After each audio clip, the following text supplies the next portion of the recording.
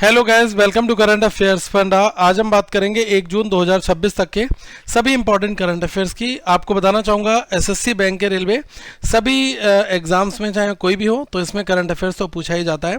मेरा नाम है Vikas Sharma. Question of the day से शुरुआत करते हैं इस पूरे सेशन की।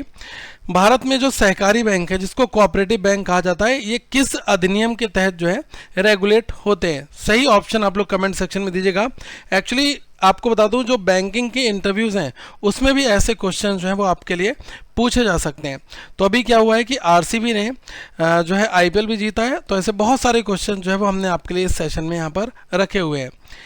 Which team in IPL history did Royal Challengers Bengaluru RCB become to successfully defend the IPL title in 2026? देखो, ये जो जीत है वो काफ़ी ज़्यादा खास है। क्यों? क्योंकि बैक टू बैक अगर हम बात करें तो अभी तक ऐसा जो है 2 टीम और कर पाई हैं, जिसमें पहले नाम आएगा चेन्नई सुपर किंग्स का, सीएसके का, उसके बाद आता है मुंबई इंडियंस का, और अब जो है आरसीबी। ये 3 ऐसी टीमें हैं जिन्होंने अपने टाइटल को डिफेंड किया है। अब डिफेंड इसलिए किया क्योंकि 2025 में जो विनर थी वो आरसीबी थी। अब दोबारा से 2026 में भी ये विनर हो गई, तभी हम कह रहे हैं कि जो टाइटल है वो इन्होंने अपना यहाँ पर डिफेंड किया है। तो ये ऐसी 3rd टीम यहाँ पर बन चुकी है। अच्छा, और भी इसमें क्वेश्चन जो है वो कहाँ कहाँ से बनेंगे। सबसे पहले जो है गुजरात को हराया, तो गुजरात जो है यहाँ पर उप विजेता टीम बनी है। ठीक है, जो रनर अप टीम है वो है आपकी गुजरात, ठीक है, गुजरात टाइटंस। तो 5 विकेट से आरसीबी ने इसको हराया, और ये जो फाइनल मैच है नरेंद्र मोदी स्टेडियम अहमदाबाद में यहाँ पर खेला जाता है। अब दूसरी चीज़ है कि ये लगातार 2 कंसेक्यूटिव विन किए हैं इसने आरसीबी ने, और ये 3rd टीम बनी है। ऑरेंज कैप की अगर बात की जाए तो ये मिलती है वैभव सूर्यवंशी को। अच्छा, वैभव सूर्यवंशी ने बहुत सारे रिकॉर्ड अपने नाम पर किए, और इनको मोस्ट वैल्यूएबल प्लेयर ये भी इनको नवाजा गया। इमर्जिंग प्लेयर के तौर पर भी इनको मिला है यहाँ पर। ठीक है, और पर्पल कैप मिली है कगिसो रबादा को, 29 विकेट इन्होंने लिए, और जो फेयर प्ले का अवार्ड वो मिला है पंजाब किंग्स को। तो ये आप लोग नोट कर सकते हैं। और फाइनल में विराट कोहली ने बहुत ही बेहतरीन इनिंग खेली और 75 नॉट आउट बनाए, और फिर से जो चेज मास्टर के नाम से जाने जाते हैं विराट कोहली, इन्होंने 42 बॉलों पर 75 रन बनाकर चेस किया, और बेहतर जीत जो है वो यहाँ पर आरसीबी को दिलवाई। तो यहाँ से कुछ फैक्ट पूछे जा सकते हैं। आपको ऑरेंज और पर्पल कैप वाले जो खिलाड़ी हैं इनका नाम यहाँ पर याद रखना है। Who recently assumed charge as the 27th Chief of the Naval Staff of Indian Navy? हाल ही में भारतीय नौसेना के 27वें नौसेना अध्यक्ष के रूप में किसने कार्यभार संभाला है? तो एडमिरल कृष्ण स्वामीनाथन जो है उन्होंने भारतीय नौसेना के 27वें chief of the naval staff की तौर पर जो है ये इन्होंने अपना पदभार अभी ग्रहण किया, और जो एडमिरल दिनेश कुमार त्रिपाठी हैं उनकी जगह जो है वो यहाँ पर इन्होंने ली है। 41 साल की सेवा जो है इन्होंने की, उसके बाद अब ये रिटायर्ड हो गए। और अगर बात की जाए कृष्ण स्वामीनाथन की, तो इन्होंने 1987 में नौसेना जो है वो ज्वाइन की थी, और कई बड़े जो वॉरशिप्स के कमांडर भी जो है वो यहाँ पर रह चुके हैं। तो आपसे क्वेश्चन जो है ये अपॉइंटमेंट में पूछा जा सकता है। ये 27th जो है CNS है, चीफ ऑफ नेवल स्टाफ। ठीक है, तो ये चीज़ आप यहाँ पर नोट कर सकते हैं। What is the theme of the World Milk Day 2026? आपसे पूछा गया है कि 1 जून को दुनिया भर में जो है ये वर्ल्ड मिल्क डे सेलिब्रेट किया जाता है। इस बार की इसकी थीम क्या है? तो ये सेलिब्रेटिंग द डेयरी सेक्टर। आपको बताना चाहूँगा कि जो वर्ल्ड मिल्क डे भी मनाया जाता है और साथ में ग्लोबल डे ऑफ पेरेंट्स, ये 2 जो डे हैं वो यहाँ पर सेलिब्रेट किए जाते हैं। इन दोनों के बारे में आपको जानना है। तो ये जो इस्टेब्लिश किया गया था FAO के द्वारा, फूड एंड एग्रीकल्चर ऑर्गेनाइजेशन के द्वारा, यूनाइटेड नेशंस जो है वो इन चीज़ों को डील करता है 2001 में बेसिकली। ठीक है, और 26 की जो थीम है वो रखी गई सेलिब्रेटिंग द डेयरी सेक्टर। अच्छा, ग्लोबल डे ऑफ पेरेंट्स है, ये भी यूनाइटेड नेशंस जनरल असेंबली के द्वारा 2012 से इसकी शुरुआत की गई थी। ये तब से सेलिब्रेट यहाँ पर किया जाता है, तो ये इम्पॉर्टेंट रहेगा। और जो ये वर्ल्ड मिल्क डे है ना, ये बेसिकली क्या होता है कि बेसिकली जो दूध है, मिल्क है, तो उसके फ़ायदे, उसका जो पोषण है उसको ज़्यादा से ज़्यादा बढ़ावा देना, और जो माता पिता है ना, इनके सम्मान को जो है इनके योगदान को आगे लेकर जाना, तो इस वजह से जो है ये सब चीज़ें यहाँ पर सेलिब्रेट की जाती है। तो ये दोनों डेज जो है वो काफ़ी इंपॉर्टेंट यहाँ पर आपके लिए रहेंगे। थीम पूछी जा सकती है, तो थीम जो है वो यहाँ पर आप नोट कर लीजिएगा, ठीक है। अब जो आपने देखा होगा कि ग्लोबल डे पेरेंट्स डे में क्या होता है कि जो बच्चों का कैसे पालन पोषण हो रहा है, माता पिता का कितना निस्वार्थ योगदान है वहाँ पर, और परिवार के प्रति जो है उनकी रिस्पॉन्सिबिलिटीज़ है, तो इन सब चीज़ों के लिए जो है ग्लोबल डे ऑफ पेरेंट्स हम सेलिब्रेट करते हैं। Which Indian media company recently secured the broadcast right for the 2026 FIFA World Cup in India? तो अभी जो जी एंटरटेनमेंट है इसने भारत में 2026 जो फीफा वर्ल्ड कप है तो इसको दिखाने का जो ब्रॉडकास्टिंग राइट है वो अपने नाम पर इसने हासिल किया है। अब ये जो इनके बीच में जो पैक्ट हुआ है तो ये एक वर्ल्ड कप के लिए नहीं है, बल्कि 2034 तक जितने भी 39 अलग अलग जगह पर फीफा के जो इवेंट्स होंगे तो उन सभी के लिए जो है वो यहाँ पर है। तो ये 2034 तक है बेसिकली, ठीक है। अब 2026 का जो वर्ल्ड कप है ये काफ़ी खास है क्योंकि इसमें पहली बार जो है 48 टीम्स जो है वो इसमें हिस्सा लेंगी, और इसे जो है 3 देश अमेरिका, कनाडा और मैक्सिको मिलकर जो है होस्ट यहाँ पर कर रहे हैं, तो ये इंपॉर्टेंट यहाँ पर रहने वाला है। Recently disease singer Suman Kalyanpur was honoured with which civilian award? आपको बताना चाहूँगा कि जो भारतीय संगीत जगत है तो इन्होंने अपनी एक मशहूर आवाज़ सुमन कल्याणपुर इनको जो है खो दिया है 89 ईयर्स की ओल्ड में। मुंबई में जो है इनका निधन हुआ। बात की जाए 1950 से 1970 तक तो लगभग 2 ऐसे डिकेड से तो इस गोल्डन एरा की एक बहुत बड़ी ये प्लेबैक जो है सिंगर थी, तो इनको पद्म भूषण मिला था। और इनके बारे में बात की जाए तो ये काफ़ी इम्पॉर्टेंट यहाँ पर रहने वाला है क्योंकि लोखंड वाला मुंबई में जो है इनका रेजिडेंस था, वहाँ पर जो है सुमन कल्याणपुर जो है इनका निधन हुआ और इंडियन म्यूज़िक इंडस्ट्री में एक बड़ा नाम इनका था 89 ईयर्स ओल्ड, ठीक है। तो ये चीज़ यहाँ पर इम्पॉर्टेंट रहेगी। 11 अलग अलग लैंग्वेजेस में इन्होंने गाने गाए जिसमें हिंदी, मराठी, असमीज़, कन्नड़ा, बंगाली एंड ओरिया है, ओके। और इनको जाना जाता है इनके आइकॉनिक ट्रैक्स के लिए, आजकल तेरे मेरे प्यार के चर्चे और नाना करते प्यार तुम्हीं से। तो मतलब ये बहुत ही फेमस और बहुत आजकल लोगों की जुमा पर ये गाने तो रहते ही हैं, तो इसलिए इम्पोर्टेंट रहेगा। अच्छा, एक चीज़ और भी है, जो जापान की कन्वीनियंस स्टोर इंडस्ट्री के जो पितामह कहे जाते थे तो इनका नाम था तोशीफुमी सुजुकी। तो ये जो तोशीफुमी सुजुकी हैं तो इनका 93 वर्ष की आयु में जो निधन हुआ। तो ये दोनों जो ऑबिचुरीज हैं वो आपको यहाँ पर पता होनी चाहिए। 22 एशियाई अंडर 20 एथलेटिक्स चैंपियनशिप 2026 में भारत ने कुल कितने पदक यहाँ पर जीते हैं? How many total medals did India win at the 22 Asian under 20 athletics championship?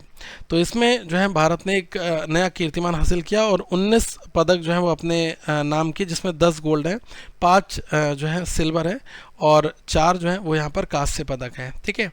अब इसमें आपको ये देखना है कि जो हांगकांग में ये इवेंट हुई थी तो ये 22 एशियन अंडर 20 एथलेटिक्स चैंपियनशिप था। तो इसमें जो है भारत ने 19 मेडल यहाँ पर जीते हैं और कहा जाए कि भारत जो है इस प्रतियोगिता में 2nd पोजीशन पर, तो बेस्ट एवर ये परफॉर्मेंस है और 2nd पोजीशन जो है वो हमारी यहाँ पर रही। अगर बात की जाए विदेश में भारत का अब तक का ये सबसे बढ़िया प्रदर्शन है। इस चैंपियनशिप में जो है पूजा सिंह इन्होंने काफ़ी बेहतरीन जो है कारनामा किया और इन्होंने हाई जंप में 14 साल पुराना जो है नेशनल रिकॉर्ड तोड़ दिया और दोनों पुरुष और महिला जो रिले टीम है इन्होंने भी शानदार प्रदर्शन यहाँ पर किया है। अगर वुमेंस की रिले देखोगे 4x400 मीटर्स में, तो इसमें भी एक नया रिकॉर्ड देखने को मिला। तो ये जो नेशनल लेवल पर जो रिकॉर्ड्स हैं वो एक अलग अंडर 20 में इन्होंने यहाँ पर कीर्तिमान के साथ जो है वो किए हैं। हांगकांग में ये इवेंट होता है और भारत जो है रनर अप रहता है। 19 पदक मिले हुए हैं और पदक तालिका में चीन जो है वो शीर्ष पर था क्योंकि चीन को यहाँ पर 14 गोल्ड मिले हैं, भारत को यहाँ पर 10 गोल्ड मिले हुए हैं, ठीक है। तो ये चीज़ यहाँ पर इम्पॉर्टेंट रहेगी। How many new judges has the President appointed to the Supreme Court recently following consultation with the Chief Justice of India? आपसे कहा गया कि भारत के राष्ट्रपति ने अभी सुप्रीम कोर्ट के जो है 5 नए जजों की नियुक्ति है वो यहाँ पर की है। ये जो फैसला है वो chief justice of India Suryakant जो है जस्टिस सीजीआई हैं, इनके साथ जो है एक डिस्कशन के बाद में यहाँ पर लिया गया है। तो ये इंपॉर्टेंट यहाँ पर रहेगा और जो जज हैं वो हैं ये, आप 5 इन लोगों के नाम यहाँ पर नोट कर सकते हैं। इनकी जो नियुक्ति है वो भारत के महामहिम राष्ट्रपति के द्वारा की जाती है। कंसल्टेशन होता है चीफ जस्टिस ऑफ इंडिया जो कि अभी करंटली चीफ जस्टिस है सीजीआई सूर्यकांत जी। कुल जो वर्किंग स्ट्रेंथ है वो आपको पता होना चाहिए कि 37 है। जजों के नाम है जिसमें जस्टिस सी नागू हैं, ये पहले पंजाब और हरियाणा कोर्ट के जो है चीफ जस्टिस है। जस्टिस श्री चंद्रशेखर, ये पहले जो है बॉम्बे हाई कोर्ट के जो है वो चीफ जस्टिस थे। ठीक है, तो ये सब जो है नोट यहाँ पर कर लीजिएगा। ओके, और जस्टिस संजीव सचदेवा, ये पहले मध्य प्रदेश कोर्ट के जो है चीफ जस्टिस थे। और जस्टिस अरुण पल्ली, ये पहले जम्मू कश्मीर और लद्दाख जो हाई कोर्ट है उसके चीफ जस्टिस थे। उसके बाद में नाम आता है वेंकट सुब्रमण्यम मोहना, ये एक वरिष्ठ वकील सीनियर एडवोकेट है, इनकी बात यहाँ पर की जा रही है।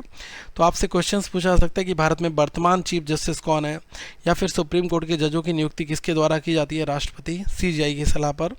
और एक क्वेश्चन कंसेप्चुअल बेस पूछा जा सकता है आपसे कि सुप्रीम कोर्ट में जजों की संख्या बढ़ाना जो है देश की जो न्याय प्रणाली है, जुडिशियल सिस्टम को मजबूत करने की दिशा में जो है एक कड़ा कदम भी है।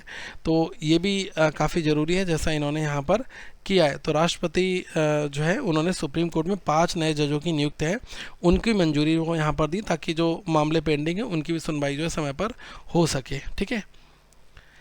Which country won the men's team gold medal at the recently held IAU 24 और एशियन ओशिनिया चैंपियनशिप 2026? तो भारतीय एथलीटों ने जापान के जो हिरोसाकी में एक इवेंट होता है तो IAU 24 और एशिया और ओशिनिया चैंपियनशिप, तो इसमें जो है भारत ने इतिहास रचा है।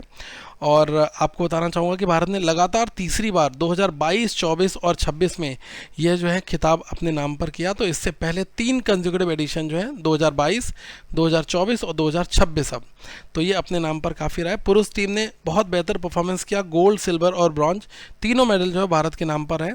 और उन्होंने जो है यहाँ पर एक नेशन वाइड रिकॉर्ड यहाँ पर बनाया हुआ है। काफ़ी इंटरनेशनल लेवल पर हमें इससे ख्याति भी मिली है। इवेंट था जापान में हिरोसाकी, ठीक है, मई 2026 में यह हुआ था। और लगातार तीसरी बार जो है भारत जो है ये चैंपियन रहा है। और अगर भारत में बात की जाए तो पुरुष में जो अमर सिंह देवेंदा हैं, इनका नाम मैं जितने भी गोल्ड हैं यहाँ पर मेंशन कर दे रहा हूँ, अमर सिंह देवेंदा। और सिल्वर मिला है जीनी एंटोनियो को, और ब्रॉन्ज मिला है सौरभ कुमार रंजन को। ठीक है, तो ये यहाँ पर रहेगा। और बाकी डेटा मैं आपके लिए नोट करके देता हूँ ताकि आप आराम से PDF को पढ़ पाएँ। हाल ही में शुरू किया गया कॉमन लैंडिंग पोर्टल जो है वो किस चीज़ से संबंधित है? तो जो हमारे यहाँ फाइनेंस मिनिस्ट्री का जो एक डिपार्टमेंट ऑफ फाइनेंशियल सर्विसेज है DFS, तो उन्होंने एक नया कॉमन जो है लैंडिंग पोर्टल जो है इसकी शुरुआत की है। और ये जो अनक्लेम्ड फाइनेंशियल एसेट्स हैं इनके लिए, तो मतलब इसका मकसद है कि लोगों को उनके उन पैसों को वापस जोड़ना है जो बरसों से कहीं जमा थे और उन्हें जो है भुला दिया गया है। तो ये जो इनकी वेबसाइट है अनक्लेम्ड एसेट्स पोर्टल जो है ये वेबसाइट है, इस पर जो है आपको डिटेल काफ़ी सारी मिल जाएगी। तो इसमें बैंक डिपॉजिट हो गया, इंश्योरेंस और म्यूचुअल फंड के जो भूले हुए पैसे हैं इसका पता यहाँ पर लगाया जा सकता है। तो पोर्टल का नाम है कॉमन लैंडिंग पोर्टल। ठीक है, तो ये जो है लॉन्च किया गया श्री M नागराजू जो DFS के सचिव हैं, तो इनके द्वारा जो है इसको यहाँ पर लॉन्च किया गया। तो ये इम्पॉर्टेंट यहाँ पर रहेगा। What was the gross goods and services tax जिसको बोलते हैं GST collection in India in May 2026?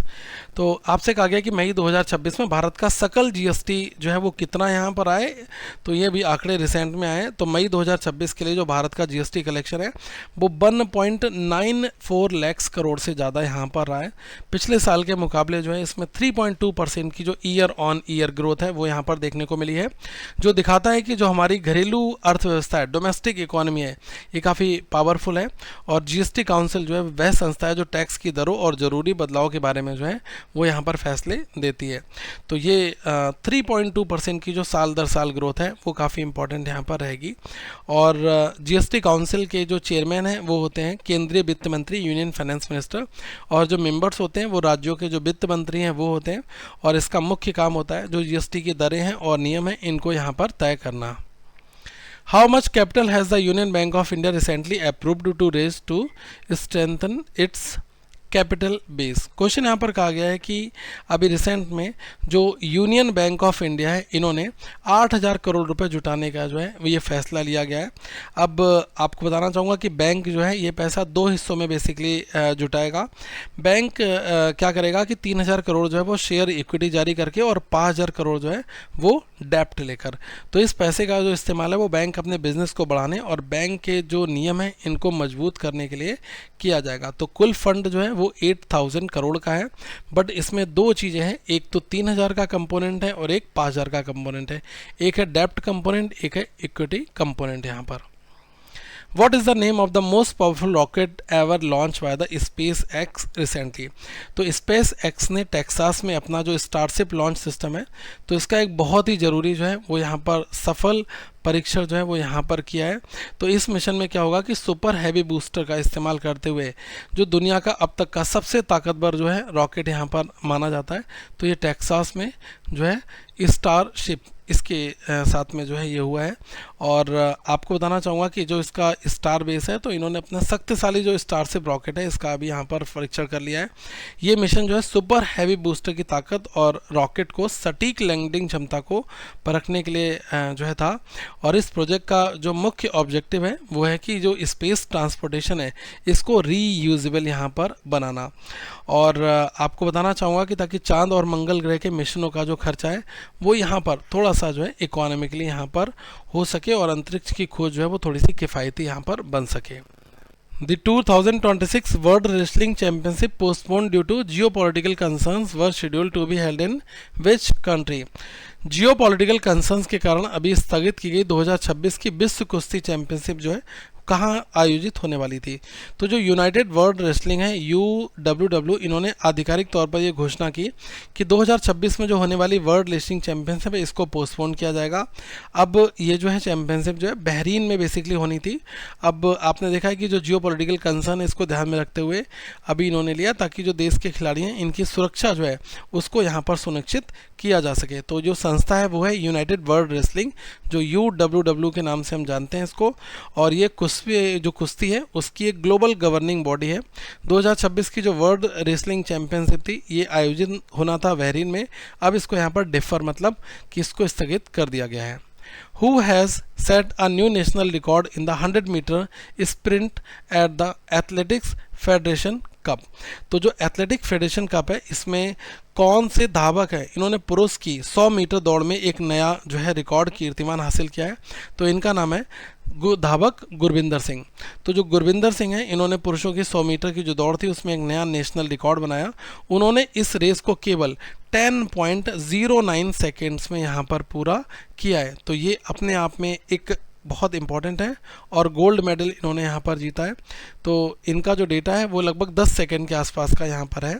और आपको बताना चाहूँगा कि ये उपलब्धि जो है वो इसलिए खास है क्योंकि गुरविंदर सिंह जो है आप देखेंगे कि 10.10 का जो आंकड़ा तोड़ने वाले जो हैं ये पहले एथलीट भी यहाँ पर बन चुके हैं। ठीक है, तो इन्होंने जो है गोल्ड मेडल यहाँ पर अपने नाम पर किया है। तो ये इम्पोर्टेंट काफ़ी यहाँ पर रहेगा।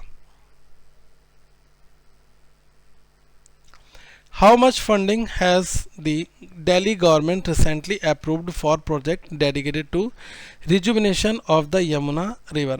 आपसे यहाँ पर कहा गया है कि जो दिल्ली सरकार है इसने यमुना नदी को साफ करने के लिए एक बड़ी ये परियोजना है, इसको मंजूरी यहाँ पर दी है। 1,000 करोड़ रुपए का खर्चा यहाँ पर किया जाएगा जिसमें ये जो है यमुना को साफ़ करेंगे। और इसमें क्या होगा कि बेसिकली जो पुराने सीवेज ट्रीटमेंट प्लांट्स हैं इसको इम्प्रूव किया जाएगा और जो कचरा मैनेजमेंट है इसकी नई तकनीकी यहाँ पर लगाई जाएगी। तो जो नदी में गंदा पानी आ रहा है, पॉल्यूटेंट्स हैं, वो ना जा पाए और नदी को दोबारा साफ़ और जीवित यहाँ पर बनाया जा सके। तो इसका मुख्य लक्ष्य ये है कि यमुना नदी का फिर से पुनरुद्धार हो और 1,000 करोड़ का कुल इन्वेस्टमेंट यहाँ पर है। तो जो पुराने सीवेज नेटवर्क है इसको ठीक करना, अवैध गंदे जो नाले इनकी पहचान करके उनको जल्दी से बंद करना और नदी की खुद को साफ़ करने की क्षमता जो नेचुरल सेल्फ क्लीनिंग कैपेसिटी है इसको दोबारा से जिंदा यहाँ पर करना। तो ये इसके मुख्य उद्देश्य यहाँ पर रखे जा रहे हैं। भारतीय रिजर्व बैंक RBI ने सहकारी बैंकों के निदेशकों के लिए कितने वर्ष की जो कूलिंग ऑफ अवधि है वो यहाँ पर अनाउंस करी है। तो भारतीय रिजर्व बैंक ने सहकारी जो कोऑपरेटिव बैंक्स हैं इसके लिए जो कॉर्पोरेट गवर्नेंस में बड़े बदलाव किए हैं। अब जो डायरेक्टर किसी बैंक बोर्ड में लगातार 10 साल से हैं उन्हें अब 3 साल के लिए कूलिंग पीरियड जो है जिसको बोलते हैं आराम, ये करना होगा। इसके बाद ही वे दोबारा चुने जा सकते हैं। तो ये एक बड़ा डिसीजन है। इसका मकसद यही है कि बोर्ड में नए लोग आएँ और काम करने के तरीकों में ज़्यादा पारदर्शिता और सुधार यहाँ पर देखा जाए। What is the amount of the cooperative crop loan waiver announce by the Tamil Nadu government for small and marginal farmers. तो अभी क्या हुआ है कि तमिलनाडु के जो मुख्यमंत्री हैं ये CJ विजय, जिसको बोलते हैं C जोसेफ विजय, तो इन्होंने राज्य के किसानों के लिए एक राहत पैकेज का अनाउंसमेंट किया है। और सरकार का एक फैसला ऐसा आया कि 14 लाख के आसपास जो किसान हैं इनको जो है यहाँ पर एक अच्छा रिलैक्सेशन दिया जा रहा है और 50,000 तक का जो वेवर है वो यहाँ पर ऑफ किया जा रहा है।